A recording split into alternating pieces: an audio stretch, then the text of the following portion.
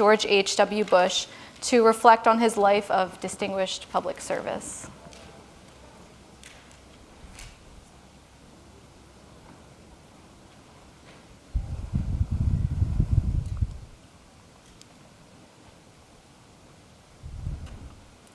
Thank you. In 2015, we had the pleasure of hosting President Bush's biographer, John Meacham, here at the center for a discussion on his life and legacy. And if you missed this conversation, you can check it out on the latest episode of our podcast, Live at America's Town Hall. You can search your favorite podcast app if you have an iPhone, Apple Podcast, an Android, Stitcher, or another podcast app. So please feel free to check that out and subscribe. Today's program is presented in partnership with Vision 2020 as part of their national initiative headquartered at Drexel University here in Philadelphia, Women 100, a celebration of American women. I now have the pleasure of introducing the woman behind Vision 2020 for a few brief remarks. Lynn Yackel is the founder and president of Vision 2020, the director of Drexel University College of Medicine's Institute for Women's Health, and the Leadership Betty A. Cohen Chair in Women's Health. She was a founder of Women's Way, the first and largest women's fundraising coalition in the nation, and she served as its CEO from 1980 until 1992 when she ran for the U.S. Senate. In 1994, she was appointed by President Bill Clinton to the position of Mid-Atlantic Regional Director for the U.S. Department of Health and Human Services, and is the recipient of numerous awards and numerous honors and awards for leadership and humanitarian contributions. Please join me in welcoming to the stage Lynn Yackel.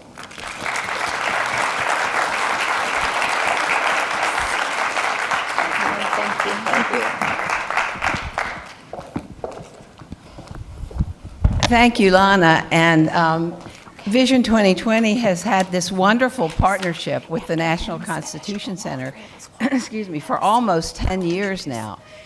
In this very space, we did a preview of our decade-long campaign for women's equality in 2009. And then in 2010, we convened our first National Congress here in this very auditorium with delegates from all 50 states and the District of Columbia. And we launched an American conversation about women and leadership. Our focus from the very beginning has been on the year 2020 and on the centennial of women's right to vote. And it's been very much focused on accelerating the pace of progress for women in this nation. I've been working on these issues for decades, and we've got some great breakthroughs recently, but the pace has been pretty slow, pretty glacial.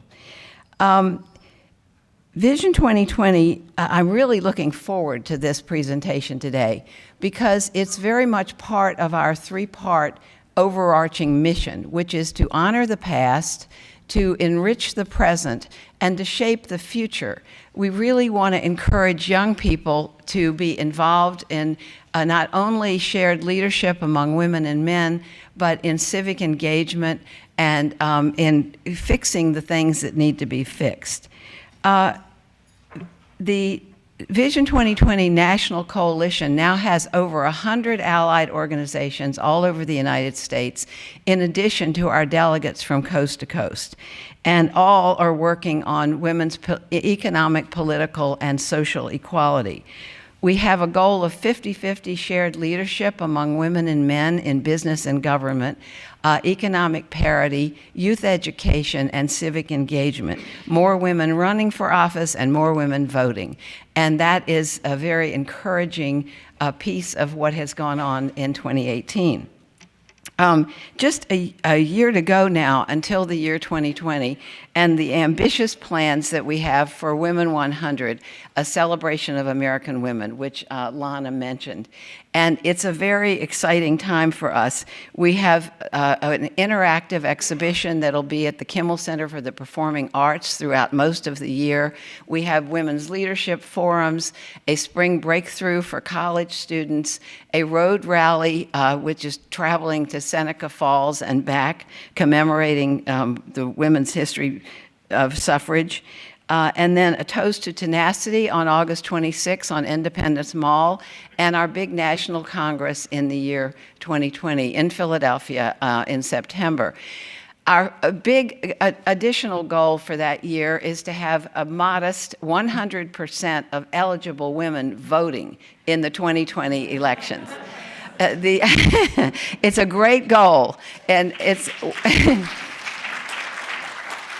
we want to do that to honor the suffragists and also to demonstrate that we are a majority and we can act like the majority we are. So that is a big part of our focus. I invite all of you to plan now to join us for our celebration, to visit our website at drexel.edu/vision2020, to volunteer, to become a member. You're all invited. And we've got a lot of very exciting things, that are in the works. So finally, I just want to say that I hadn't really given a lot of thoughts to the sequence of the 27 amendments to the U.S. Constitution, but it occurred to me recently that the 19th Amendment, enfranchising my half of the population, came after the 18th Amendment, which was prohibition. So my theory has become that once the nation sobered up, it, it came to its senses. Thanks a lot.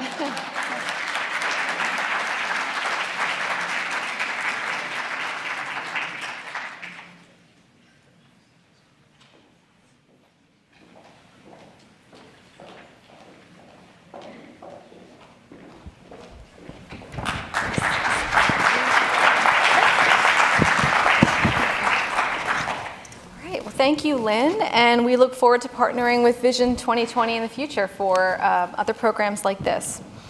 So today's program features two authors who have written compelling new books about the history of the fight for women's suffrage. Dawn Langan Teele is the Janice and Julian Bears Assistant Professor at the Ronald O. Perlman Center for Political Science and Economics at the University of Pennsylvania.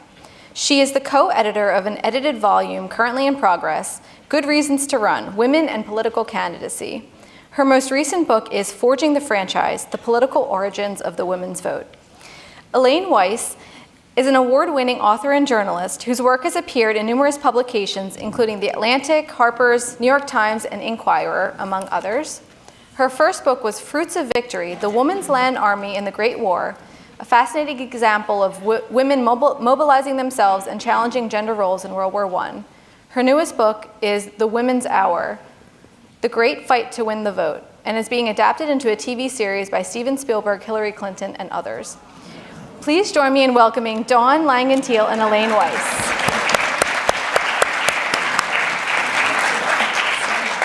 Okay, well, thank you both so much for being here. Dawn, in your book, you write about the importance of political competition and mobilization of the women's movement, which Elaine then narrates in great detail through the story of the ratification fight in Tennessee, through characters like Carrie Catt, Josephine Pearson, and Sue White. So, Dawn, can you start us off by talking a little bit about this idea about mobilization? Why was it so important to the women's suffrage fight in the United States in particular? Thank you very much. Oh. Is this working? All right. Thank you very much for having me and the National Constitution Center, and of course to Vision 2020 and Elaine Weiss, whose book I read in detail and absolutely loved.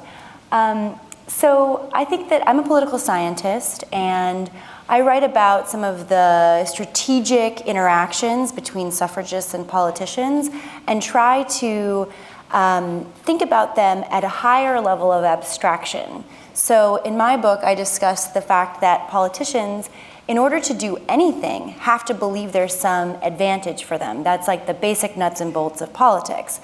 And in many countries around the world, women began to demand the vote in the middle of the 19th century, so after Seneca Falls, after 1848.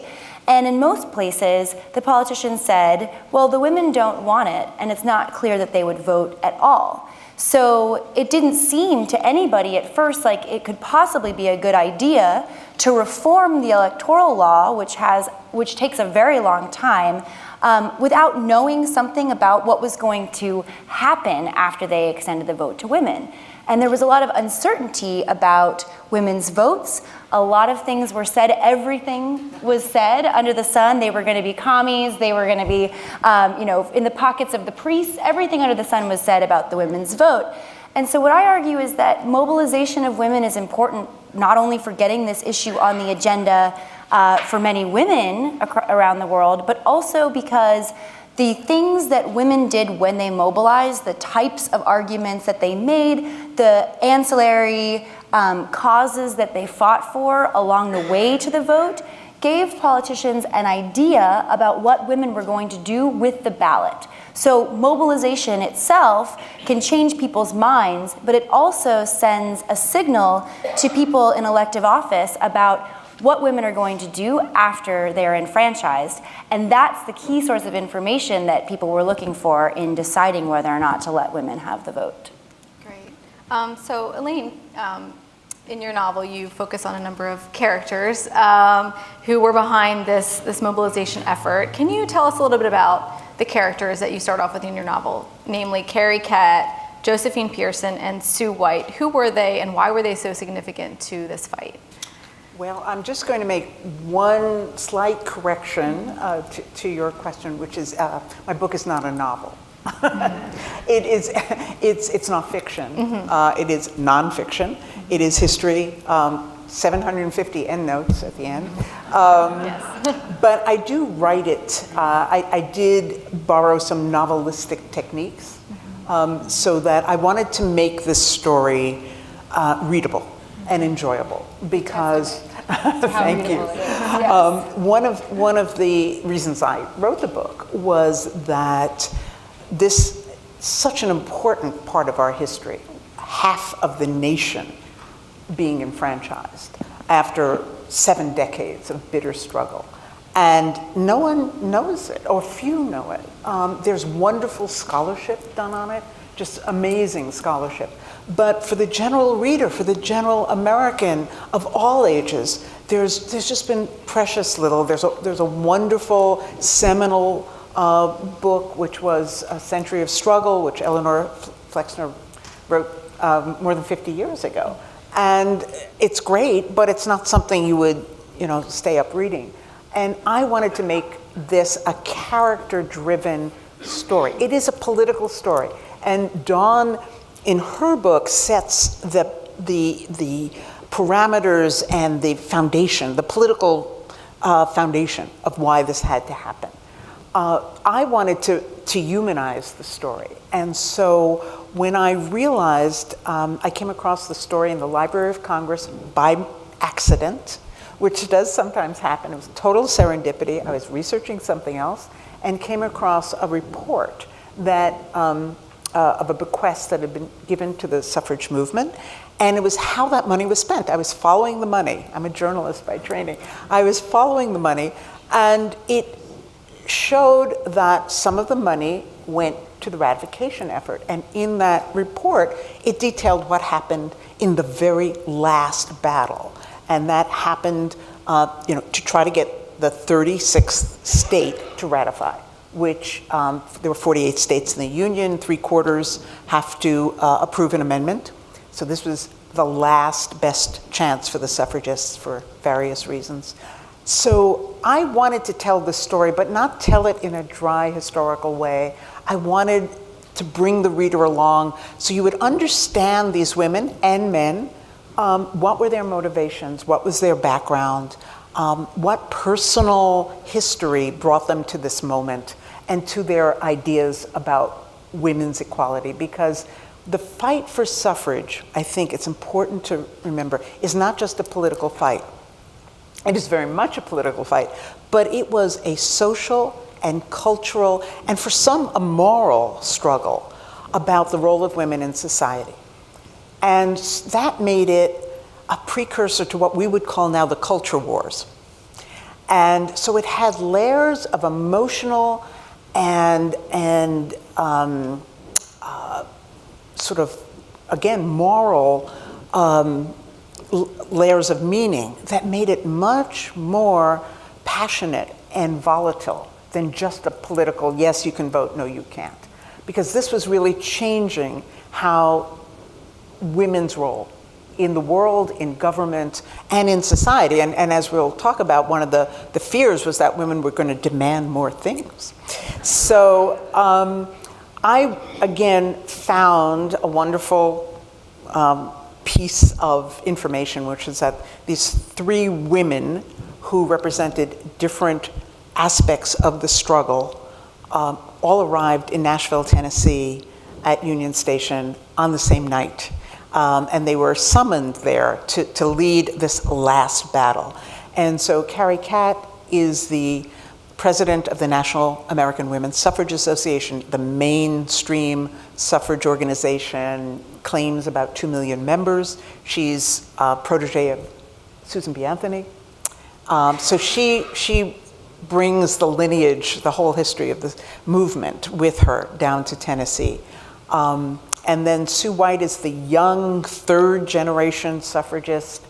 She's 32 years old. She's left the mainstream, thrown her fortunes with Alice Paul and the National Women's Party, the more radical, not militant, radical suffrage wing. And she is tired of asking. No more pleading for the vote, demanding the vote. And so they're willing to take on new tactics and strategies and confrontational aspects that have never been done before, and they're thrown in prison for it. So she represents that other strain. And then Josephine Pearson, who is the president of the Tennessee Association of Women Opposed to Women's Suffrage. And this brings in the whole aspect of the anti-suffragists, women and men, but I'm fascinated by the women who opposed their sisters getting the vote and what were their motivations. So I'm able to tell the story primarily through these 3 characters, but then there's a whole host of people who enter the fray. Yeah, and I should emphasize too, of That's course, okay. This is not a book of fiction, but it's so engrossing it reads like a novel, so that's why. That's fine, that's fine. Yeah. Dawn, so Elaine's book starts off with the ratification fight in Tennessee. It's kind of the culmination of this battle to get the 19th Amendment ratified. And I'm interested in what else was happening while the federal amendment ratification fight was going on. You have this interesting map in your book, which shows the status of voting rights for women sort of state by state, and it's interesting to see that the majority of states that had, granted women the right to vote way before this amendment was passed were mostly Western states. And can you talk a little bit about that map and what was happening in the West that granted women the right to vote that wasn't happening out east? Absolutely. So the map is just a map of the United States, and there's many ways that you can color it. So we are familiar reading the New York Times. They'll have maps of the adoption of gay marriage or maps for many different things. And the map of suffrage looks in some ways the way that the map of the legalization of marijuana looks in the United States today. So there's a long history, perhaps, of more progressive politics that start in some places and pop up in little bursts in other places. But of course, for anybody who's read any of the archives from this period, you'll be familiar with the map itself because the suffragists themselves kept these detailed and beautiful maps, ever evolving, that they would use both in their publications to people who were already suffragists, as well as their propaganda when they were going out and trying to get more people to join on to the cause. And so if you can imagine the map of the United States as it is, there were 48 states, 45 and then 48 during this period, beginning in around 1848 and until 1920. And the Western states were many of the first places that gave women the vote.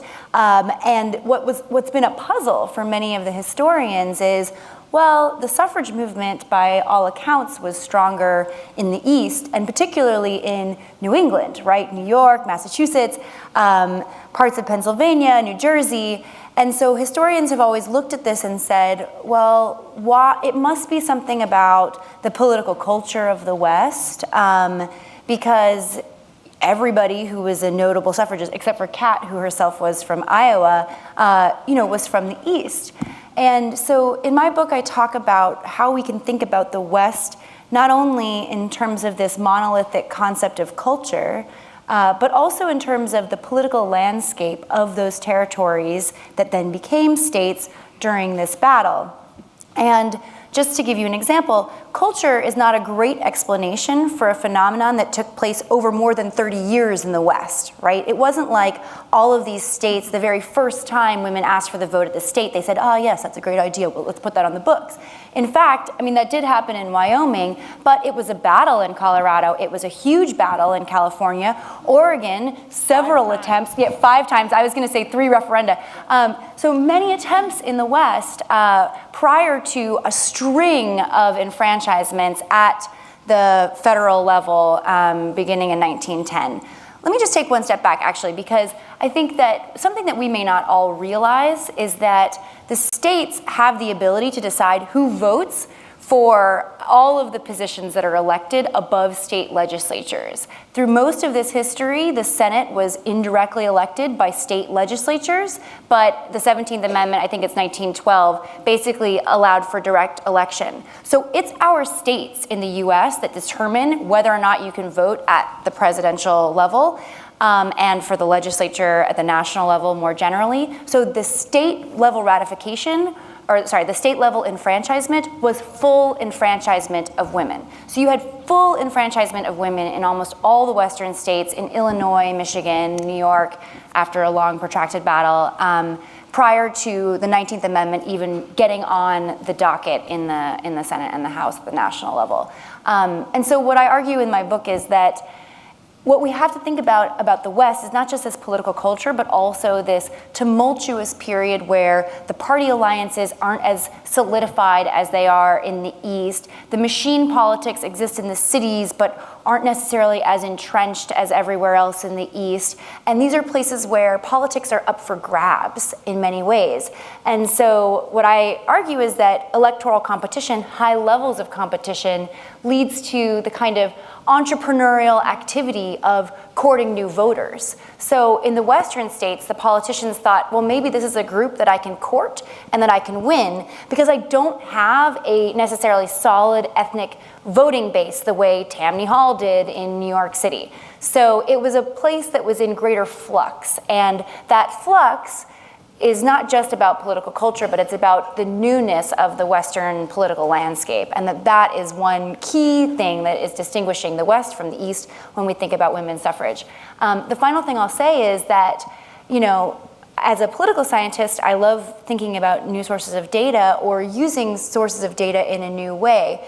And when I actually graphed over time membership in various suffrage organizations, including NASA, the biggest one, which Kat was the president of in most of this period, the West actually had heightened moments of mobilization surrounding some of these big pushes. So this received wisdom that, well, the New England movement was the strongest, that's definitely true throughout the whole history, but in fact, the West had very high levels of mobilization around referenda campaign. And so in some ways, we have to revise our notion of it was all the movement activity was in the West, was in the East. There were many big pushes, big campaigns, you know, all kinds of marches and things like that were also going on in the Western states at this time. It's also interesting that, especially in those territories like Wyoming and Utah, actually Utah gives us women the vote very early.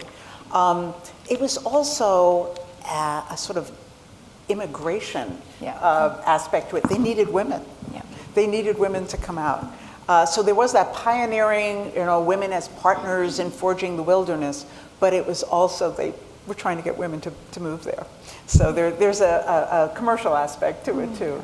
So it's so interesting. So, but in the states like Tennessee that maybe didn't have these other factors that came into play with the electoral or political competition in the West, they had this other strange confluence of forces like these interest groups that were, you know, it wasn't just the Suffs and the antis fighting, it was also these interest groups that were involved that seemed to be afraid of how women would vote, that they weren't sure how they would vote. And so, so Elaine, can you talk a little bit about that? And that's interesting too, because in fact there were women voting in many other states. So I'm curious as to why, you know, that fear was there, or if they could just look to other states and say, there's women vote this way or women vote that way. Right. You know, the idea that, again, states have the rights to make the laws for their citizens in terms of voting. And the patchwork that Dawn has described, this incredible map which has polka dots and the crosshatches and black and white, and it really looks like a crazy quilt. And it demonstrates the different kinds of suffrage. So there was limited suffrage too. So some states, to pacify women, they see, that the tide is coming, they're under a lot of pressure to give women some voting rights, and in some places they just give them, they can only vote in municipal elections. So that means they can vote for mayor, and maybe their city alderman or councilman, but they cannot vote for the senators, for the state representatives, for their governors, anywhere where there's patronage and power involved. So there's this whole patchwork of who can vote and who cannot. And one of the things that I found so fascinating in my research was that suffrage wasn't, we think of it as in a silo, it's not affected by cultural or economic forces, but it very much is. And one of the interesting things I found was the corporate influence, the dark money coursing through the anti-suffrage movement. And the reason was you have 27 million women who would be eligible to vote under the federal amendment, and no one knew how they were going to vote. And there were corporate interests who saw that women might be bad for business. It was simple as that. And so the liquor industry, for instance, is very opposed to women voting because women have been very much active in the temperance movement. And for some women, that was a moral decision, that drinking was wrong. But for most other women, it was actually a domestic violence issue. It was, in too many states, all states, women had no right to bring their husbands who beat them or beat their children to court, because women did not have the right to press charges. Women couldn't serve on juries, women couldn't file civil complaints, women could not testify in their own behalf. That was some of the inhibitions to women's rights that were going on.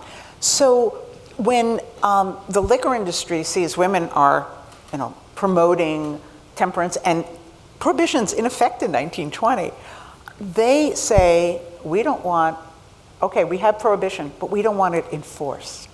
And so they're willing, even in 1920, with prohibition, totally the Volstead Acts, working their way, they are hoping that it won't be enforced too rigorously if they can keep women away from the polls. So they are sponsoring a lot of anti-suffrage campaigns around the country against ratification. And it comes to a head in Tennessee where they established something called the Jack Daniels Suite, which was a speakeasy on the 8th floor of the Hermitage Hotel where all the legislators were staying. And it dispensed liquor morning, noon, and night to anyone who would toddle up there and try to be convinced that they should vote against ratification. And so there are these great scenes of legislators careening through the halls and having to be thrown into the showers to sober up to go into vote. The textile manufacturers are also very active in trying to thwart ratification of the 19th Amendment because they fear that if mothers can vote, they might want to abolish child labor. And child labor was the backbone of their industry, it was cheap. And so they're trying to keep women away. The railroad industry, again, they've bought a lot of legislatures. They needed favors from both Congress and state legislatures because they'd been nationalized during World War I. They were hoping that the men whose palms they had greased would vote their way, and they were afraid women might not reelect them. So you have these very interesting corporate interests that have a strong effect on whether this constitutional amendment is going to go through. And Dawn, adding to this complexity is, especially in a state like Tennessee, which was considered a southern state, is the race question too. And initially the suffragists and abolitionists were aligned around the time of Reconstruction, but when the suffragists like Susan B. Anthony and Elizabeth Cady Stanton realized that the 15th Amendment was going to exclude women, there was this kind of very sad divorcing of the groups from their former ally, Frederick Douglass. And they were told it's not the woman's hour, at this time. So how did the race issue complicate this ratification fight as well, especially in a state like Tennessee? Absolutely. The race issue was crucial throughout all of the American suffrage campaign. I'm going to talk about that for a second, but I just want to take one step back and actually say that it wasn't race in other countries, but it was things like that. So it was religion in France, and it was class in the UK, and in much of Latin America, it was about indigeneity. So the US, the race issue is singular in the politics here, but it's not unique in the sense of the deep kind of cleavage that presented was also common in other countries. Just the nature of the cleavage was slightly different. And of course, the history of slavery in the U.S. is singular in terms of these politics. So, as you said, Frederick Douglass and Susan B. Anthony and Elizabeth Cady Stanton, they had been stumping all around the country for abolition, and many of the first suffragists cut their teeth working in the abolition movement, and it was a world anti-slavery conference in the UK where women were told that they weren't allowed to participate as speakers up on the platform that first in many ways galvanized this issue. Well, women don't have rights. What the heck? What are we doing here? So that was part of that initial surge, but sectional politics in the United States and conflicts, of course, the Civil War, divided people within this progressive civil rights movement, in part because when you get to Reconstruction, there are these debates about whether or not you're going to include women in the 15th Amendment, and various people got word that some of the Southern senators were trying to say, yes, let's put the provision for the ladies in because we know that's going to sink these bills completely. And so it's a much talked about conflict between Anthony and Stanton and Frederick Douglass when he says to them, look, I'm going to push for this, for these Reconstruction amendments to just include black men because, white women are not being strung up from trees, they're not being lynched, and when they are, you can tell me that it's the women's hour, but for now it's the Negro's hour. And this is a dark moment. There's no way to get around it because on the one hand, one has to agree with Douglass about the immediacy, but then on the other hand, they have to say, but what about, black women? So what happens after that is Stanton and Anthony become incredibly angered, and it's not pretty. If you've read their correspondence, there's a book by Laura Free that looks at all of the things that happen thereafter. There's no way to be proud of what happens after that. Basically, they say, all right, well, screw you and the Republican Party, and we are going to just go ahead and try to court those Democrats, get money from them to run our periodicals, and make a whole lot of arguments about the hypocrisy of these laws going forward. And they say things, and they're right in some ways about the hypocrisy that's being said to them. So they're told, look, being allowed to vote is about citizenship, and it's about whether you share in reason, and it's about whether you're educated, and so on. And then you get these Reconstruction amendments that are supposed to apply. Of course, Jim Crow subverts them in the South. They're supposed to apply to basically any black man. And the suffragists start going around and saying, well, we're educated, and we're not lunatics, and educated and non-educated and non-lunatic men are allowed to have the vote. And the propaganda becomes very ugly. There's lots of postcards that you can look at, and there's basically no way to get around this fact. And they're willing essentially to make bedfellows to get their thing won. And one thing that I found very interesting, and something that I knew about Carrie Catt, I knew that she had been a big pacifist. One thing I found very interesting was this idea that, well, in the final instance too, the suffragists were not, they tiptoed around this race issue among the Tennessean Suffs. They didn't want to highlight the fact that, you know, Black women were engaged in this cause, and they wanted to keep these issues separately. But in many ways, similar sort of hypocrisies came to the fore with the alliances that Carrie Catt formed during the First World War with Wilson and the war effort for somebody who had been like a longtime pacifist. So the dark history is there throughout.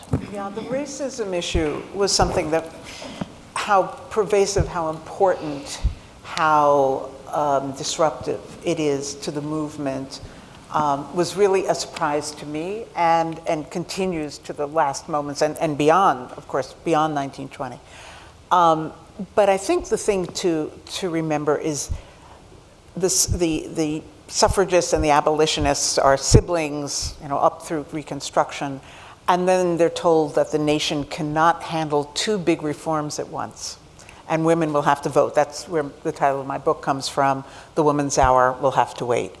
And they are angry. They are just angry. They have worked for abolition and for emancipation and for the 13th Amendment. And so they're very angry. And you can understand this. You, again, never make excuses for the vile language that are used.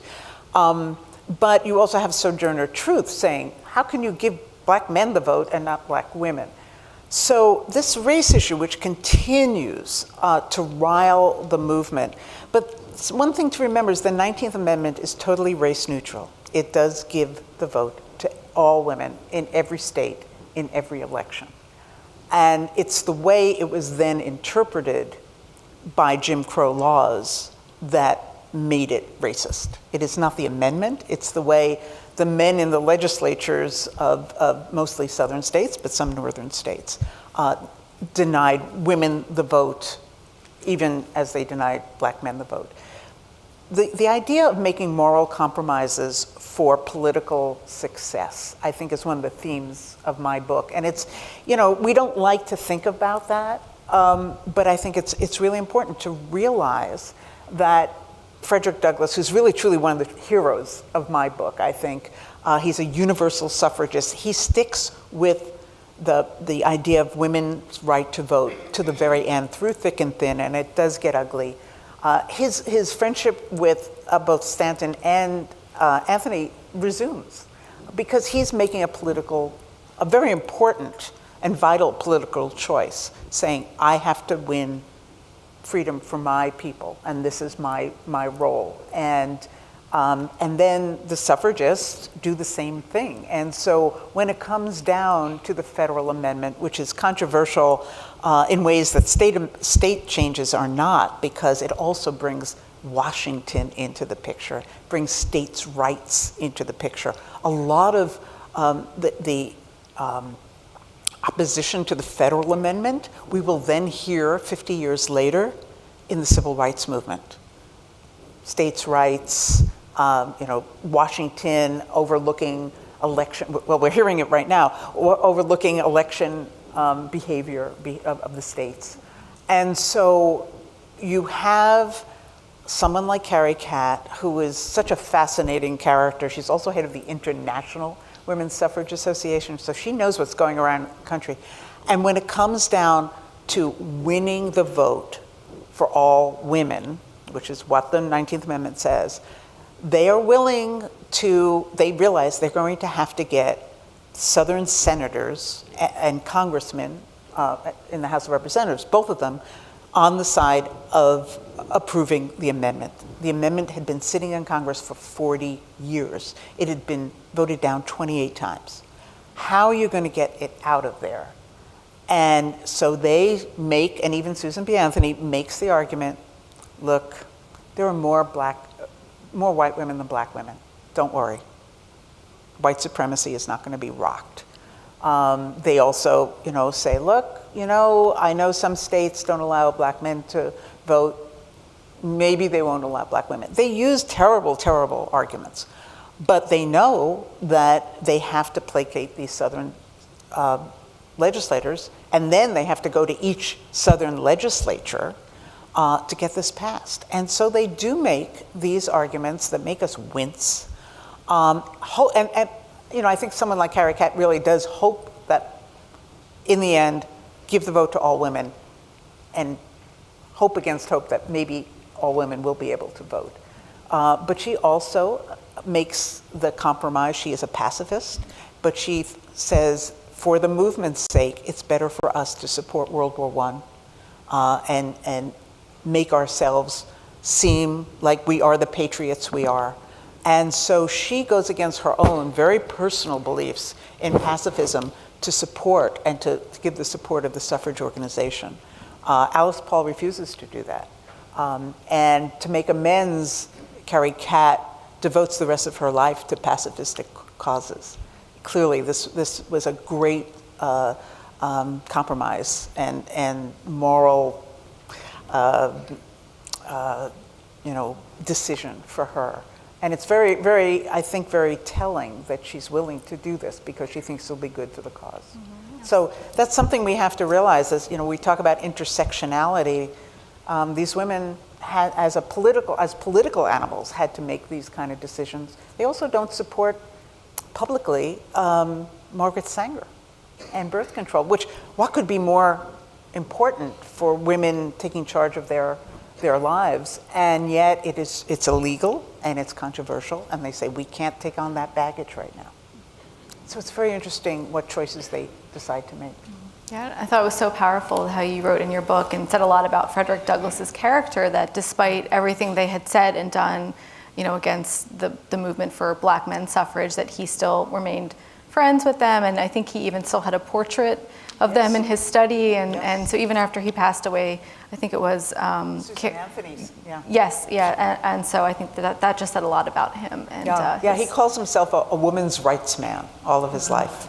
It's very touching. Another thing that was interesting that you wrote about in your book, this was prior to when the suffragists sort of drilled down on the 19th Amendment, was Susan Anthony's efforts early on to vote illegally, where she would just show up and vote, and she would get arrested. And then she tried to make an argument under actually one of the Reconstruction Amendments, the 14th Amendment, that the Privileges or Immunities Clause guaranteed women right to vote. And although her case wasn't heard by the Supreme Court, a similar case was. Right. And I just thought that was a really unique argument to try to make. Do you have anything else to add to about what the court, why they decided not to rule on that issue, or what they decided? Right. So in 1872, and a few years previous to that, the suffragists realized that the 14th Amendment, which they opposed, or some of them opposed, there is a split in the movement there too, has this privileges and immunities that all citizens should possess, and women are citizens, so they should possess these, and one of them being the right to vote. And it's called the New Departure. It's sort of a political science legal interpretation. It's a very ambitious legal interpretation of the amendment. And so they say, okay, let's try it. And so Susan Anthony gets together her sisters and some of her friends in Rochester, and this is actually a national movement. Sojourner Truth tries to vote in the 1872 presidential election. She's in Michigan, I think, at this point. And about 150 other women. And there had been other attempts in like 1870 in New Jersey, and women are trying to say, they're really provoking a test case.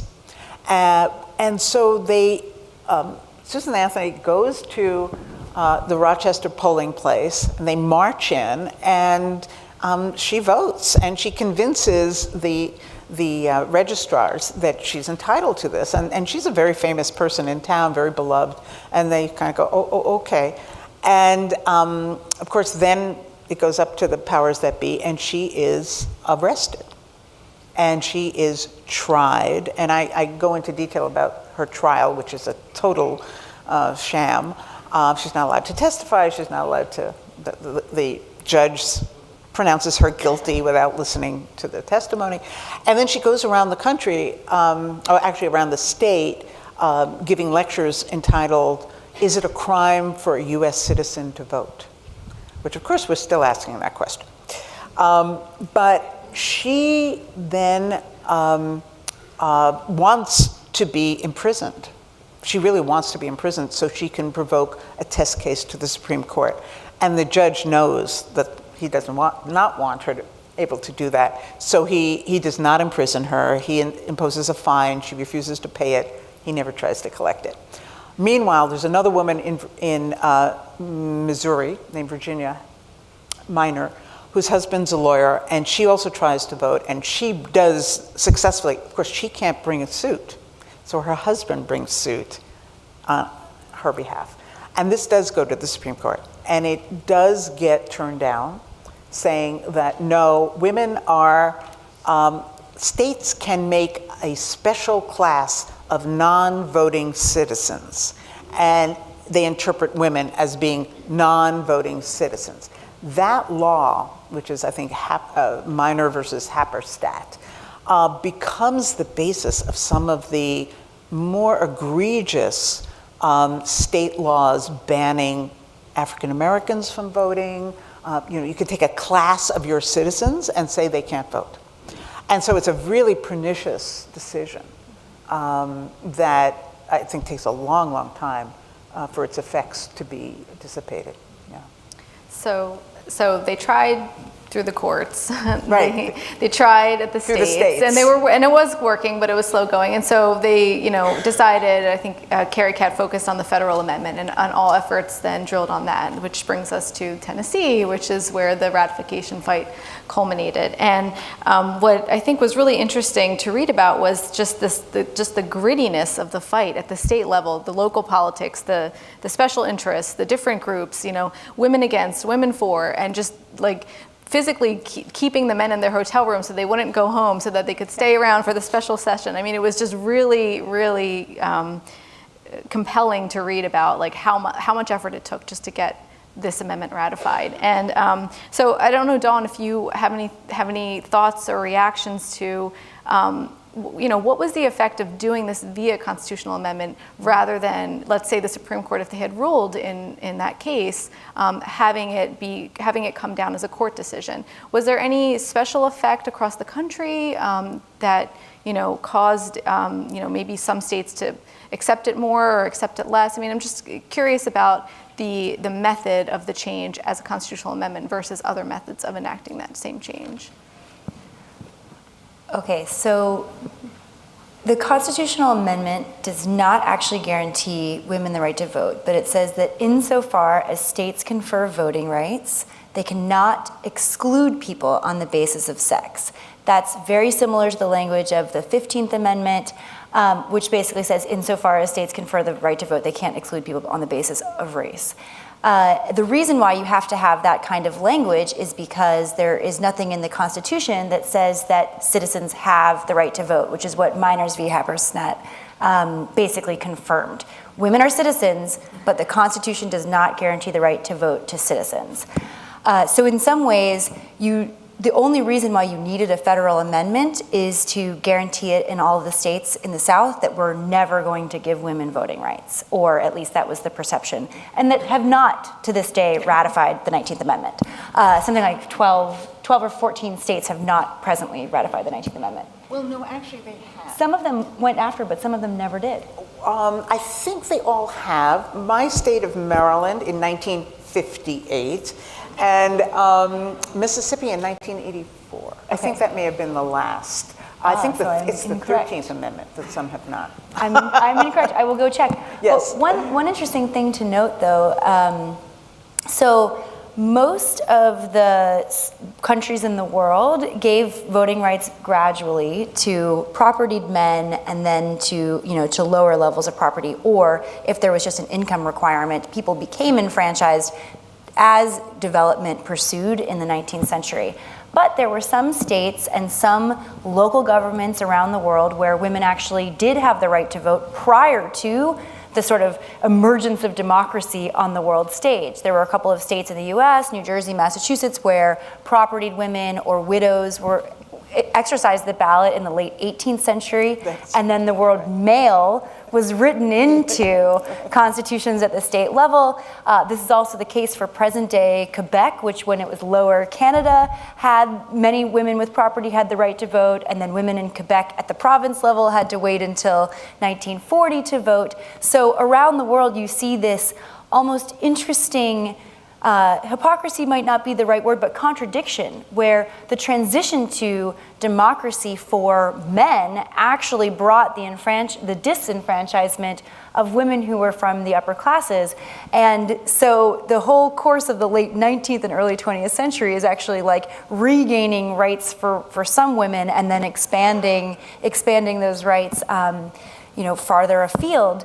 And this tactic of trying to vote prior to being allowed to vote was utilized in many countries too. So in Argentina, in Brazil, in France, and in England, women who were suffragists did the same thing. And this issue of whether or not women were citizens and whether citizens had voting rights was adjudicated in many countries around the world. So it's a common history, in fact, but one that is made more difficult in the United States. That kind of ruling is made more difficult in the US precisely because of the federal system, where we say that the states have the right to determine who votes at the federal and the state level, which is different than some of the other federal states in the world. So in Canada, for example, the provinces have the right to decide who votes in provincial elections, similar to Switzerland for the cantons, but it's the federal government that decides if you vote in the federal elections. So you have many countries around the world where women could vote at higher levels and not at lower levels, which is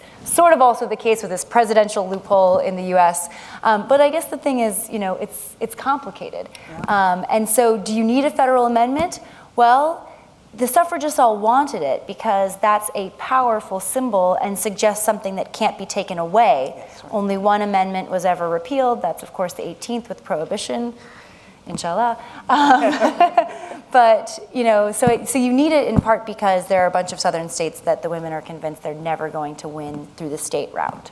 But going for a federal amendment, which, again, both Carrie Catt decides, I mean, they always were trying, since it was introduced in 1878, they're trying for the federal amendment. And Carrie Catt says, let's do both. We need to do. And again, this is the same strategy that will be used in marriage equality and in a lot of civil rights struggles that will follow in the 20th and 21st century. Get states, pivotal states, to accept this. And that puts pressure on Congress or on the courts. And so they have this twofold, it's called the winning plan. It's this like a double track. We'll get some states, that'll put pressure on Congress. Alice Paul says, no, just the federal amendment, forget the states, we're just going to go there. And so you have these two strategies for the last 4 or 5 years of the struggle, working parallel and sometimes jumping on each other's toes. But the federal amendment brings its own difficulties.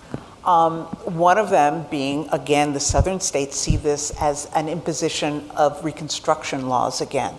And a lot of the racist literature you see emerge in Tennessee in this last fight has to do with, do you want to open up this can of worms?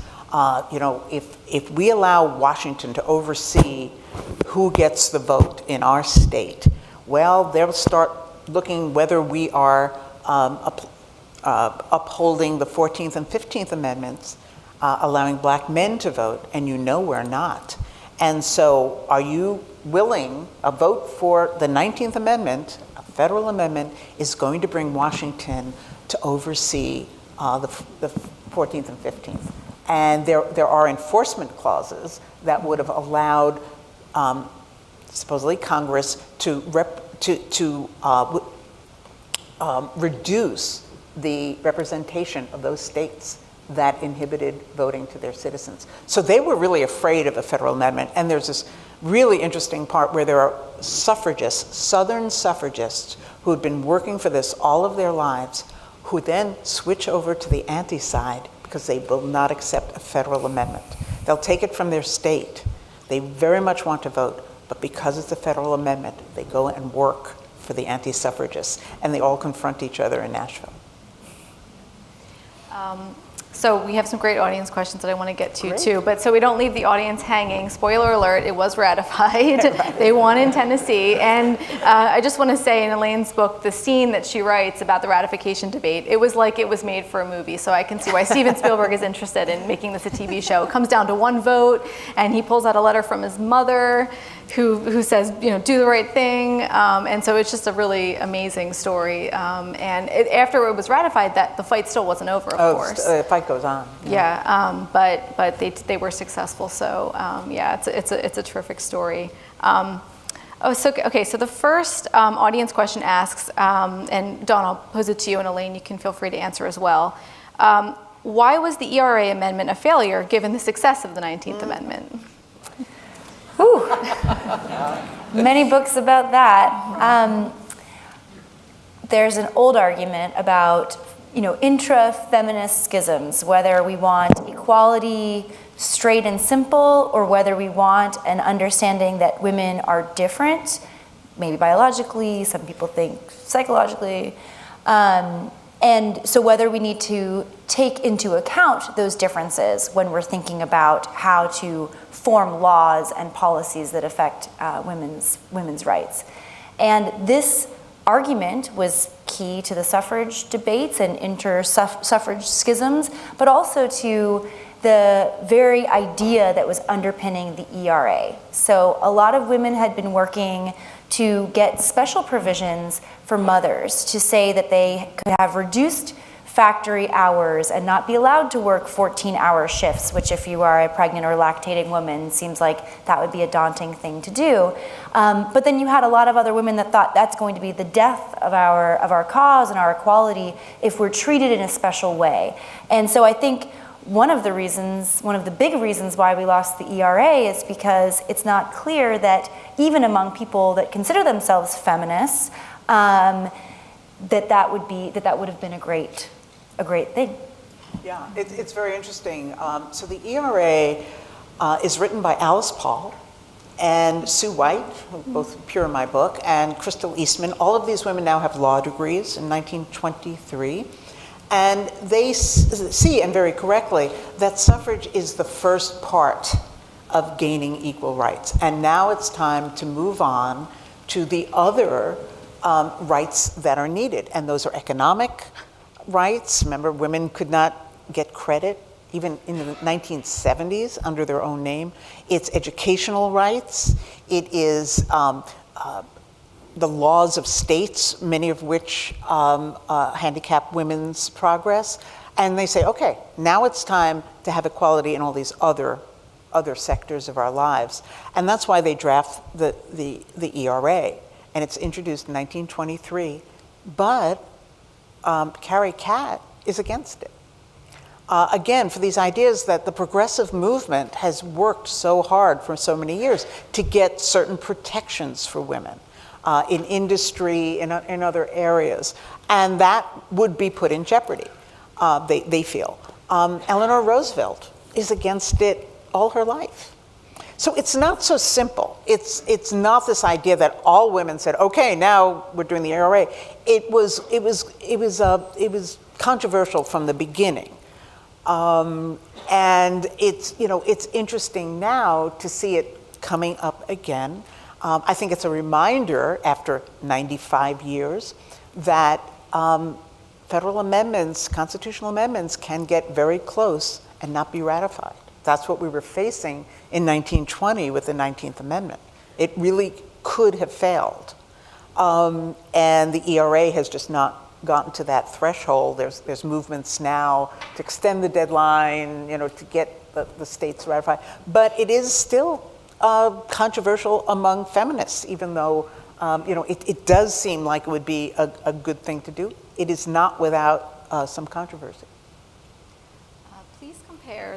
Please compare the percentage of women who register to vote versus men and the percentage of women who cast their vote versus men.